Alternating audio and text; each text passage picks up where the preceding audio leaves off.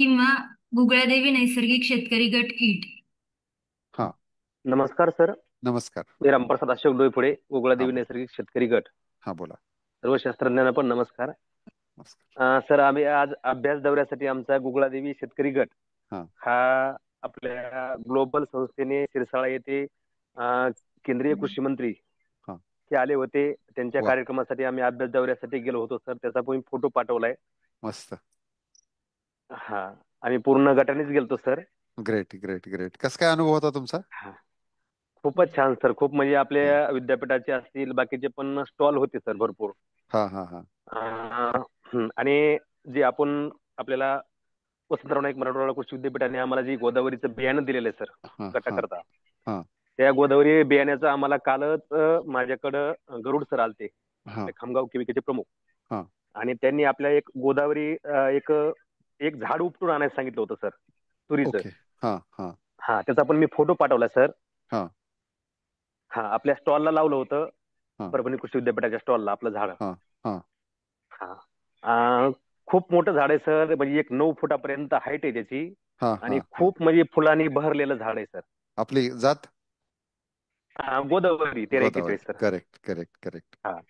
मस्त. आणि त्याच कार्यक्रमामध्ये कार्यक्रमात आलेले सर ते आपले डॉक्टर शकील अली सर, हा हा अटारी पुणे येथील. हा हा हा हा त्यांनी पण माझ्यासोबत म्हणजे आपल्या गटासोबत संवाद केला सर. बऱ्याच हा वेळेस सांगितलं की त्यांनी तुरीचं पण मला महत्व सांगितलं. हा तुम्ही हा. गोदावरी तूर करतात विद्यापीठाची सर, म्हणले छान आहे. तुम्ही असंच करा, एकदा केल्यानंतर कट करून उपटून टाकू नका म्हणले सर ते. करेक्ट. त्यांचा एक अनुभव सांगितला. म्हणले मी सोलापूर जिल्ह्यामध्ये पाठीमागं बघितलं, म्हणले एका शेतकऱ्याने 30 गुंठ्यामध्ये हम्म. त्याचे 3 उत्पादन घेतले म्हणले एका प्लॉटचे. आणि म्हणजे त्यांना थोडक्यात पहिल्या खोडवा हो, घेतला का? खोडवा घेतला सर, खोडवा. पाटील सर. नाही. ऍक्च्युली आपण कसं आहे की खोडव्याला रिकमेंड करत नाही, कारण खोडवा जर जसं जसं खोडवा येईल ना, एक तर खोडव्याला काय असतं की मेन पिकाच्या 30 ते 40% उत्पन्न येणार आहे. दुसरी गोष्ट म्हणजे त्याच्यावरती कसं आहे की पॉड फ्लाय म्हणजे ज्याच्यामुळे अडकिण्या पडतात त्याचं प्रमाण जास्त वाढणार आहे, म्हणजे फवारणी जास्त द्यावी लागणार आहे. आणि त्याच्यावरती जो वांज रोग असतो, तो जो वांज रोग जर हा. समजा नवीन पालवीवरती आला आणि तो जर पुढच्या वर्षापर्यंत बाकीच्या मेन पिकावर जर गेला तर मग आपलं नुकसान खूप होतं. त्याच्यामुळे आपण कसं आहे की तेवढ्या पाण्यामध्ये उन्हाळ्यामध्ये आपण सांगतो की भाजीपाला घ्या, की ज्याला जास्त रेट पण जास्त असतं आणि जास्त उत्पन्न नाही मिळतं.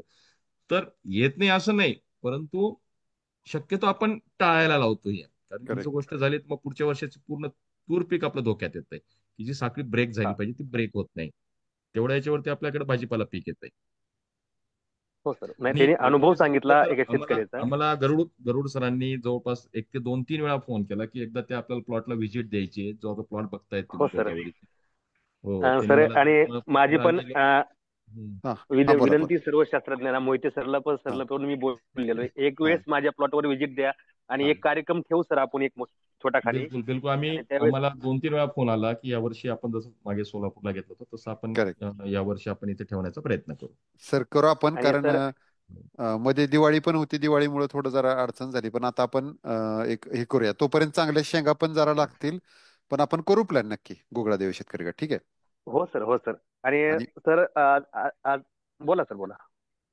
हा, नाही नाही, बोला बोला, तुम्ही कंटिन्यू करा. पाटील सर पण आहेत. हा बोला. हा. आणि सर, आता मी 15 दिवसापूर्वी एक फवारणी केली आपली अस्त्राची, की मी हा तुम्हाला पण कॉल केलता, वैयक्तिक बी कॉल केलता. हा हा की मला पाणी गुंडाळणाऱ्या अळीचा थोडा अटॅक वाटत होता.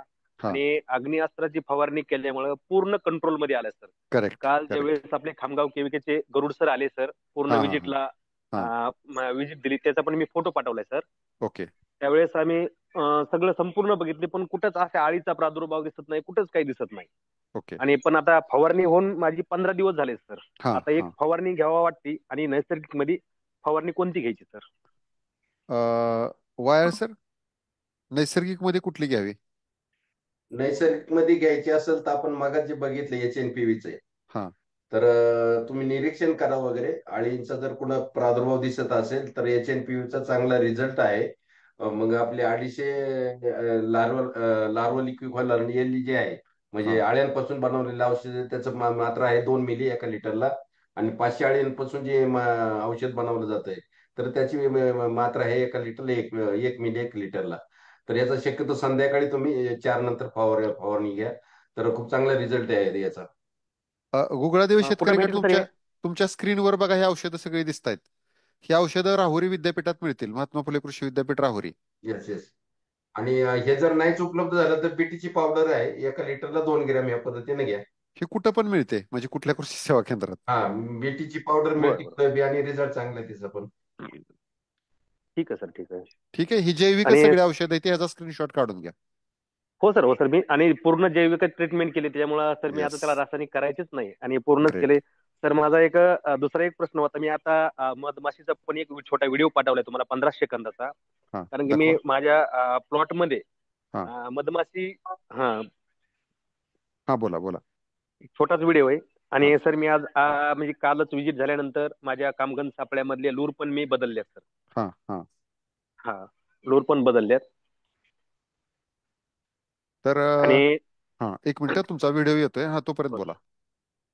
सर आता मी हरभऱ्यासाठी आम्हाला खामगाव केविकेच्या माध्यमातून आपल्या वसंतराव नाईक मराठवाडा कृषी विद्यापीठाच्या माध्यमातून आमच्या गटाला हम्म, फुले विश्वराज हरभऱ्याचं बियाणं दिले सर सरनी. वा, तर त्याचे मस्त. वाटप बी केली. मी त्याचा पण फोटो पाठवला सर आमच्या गटाला. हा हा हा आणि ते ज्या दिवशी मी बियाणं उपलब्ध केलं त्याच दिवशी मी बीज आपलं उगवण क्षमताला टाकलं सर. हा हा. आणि पूर्ण 100% उगवण क्षमता आली. मी गरुड सर सोबत ते उगवण क्षमतेचा पण फोटो मी टाकलाय सर. वा.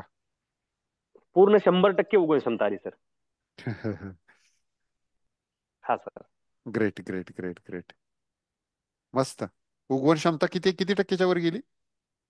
100%. 100% आली सर, 100%. अरे मी वा, काय केलं तर एक बॅग सुपर, फोडली, बॅग मधले मुठभर काढे आणि त्यातले 100 बॅग टाकल्या आपल्या मस्त. जसे पाणी फाउंडेशन आपल्याला शिकवलं त्या पद्धतीने.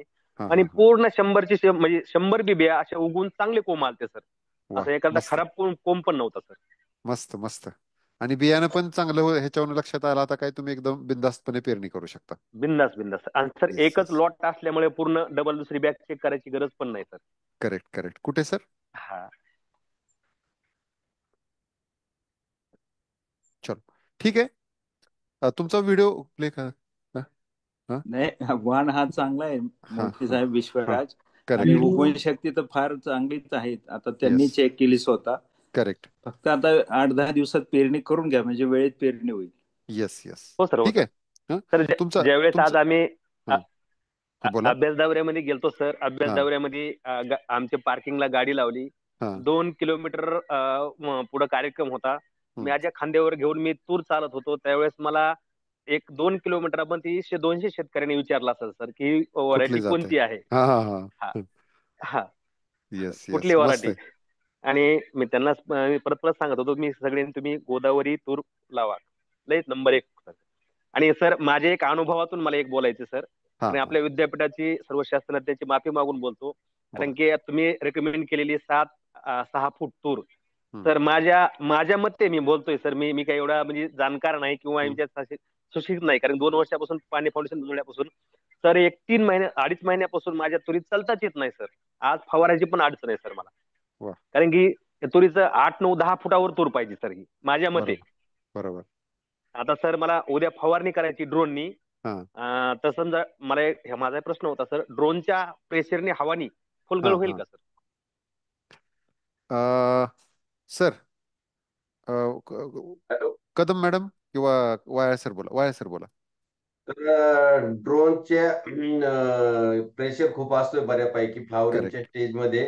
हम्म, फ्लावरिंग गळायची शक्यता असते वगैरे ड्रोनच्या याने वगैरे. तर आपल्याला जर ट्रॅक्टरच्या साहाय्याने असेल किंवा पॉवर स्प्रेच्या साहाय्याने घेता आली तर ती योग्य राहील. कारण आम्ही घेतलेले आहे 2 वर्ष ड्रोननी फवारणी तुरीवर वगैरे. पण फुलगळ होण्याची शक्यता असते बऱ्यापैकी. कारण त्याचं जे अंतर जर कमी जर झालं आणि प्रेशर एवढं राहतो का त्या फांद्या हे होतात वागतात वगैरे. तर शक्यतो जर तुम्हाला पॉवर स्प्रे म्हणजे ट्रॅक्टर असेल किंवा इतर यांनी घेता आली तर चांगलं राहील. जर कुठलाच पर्याय नसेल तर मग तुम्ही ड्रोनचा वापर करा, जर पर्यायच तुमच्याकडे कुठला शिल्लक नसेल तर. नाही पर्याय सर. मी वैयक्तिक पाठीवर फवारा घेऊन बी फवारू शकतो. पण आताच आपण मी शेती शाळेत ऐकत होतो की हम्म, आपला जर स्पर्श झाडाला झाला तर पण फुलगळ समजा होऊ शकते सर. आणि नाही नाही, चालताच शंभर येत नाही टक्के सर. 100. आता तुम्ही हो जे सर. सांगितलंय का तुम्ही 8 फूट अंतर ठेवून सुद्धा तुम्हाला 2 ओळीतून चालते आहे ना. आणि एक हो नुसतं चाललं तरी फुलगळ होणारच आहे.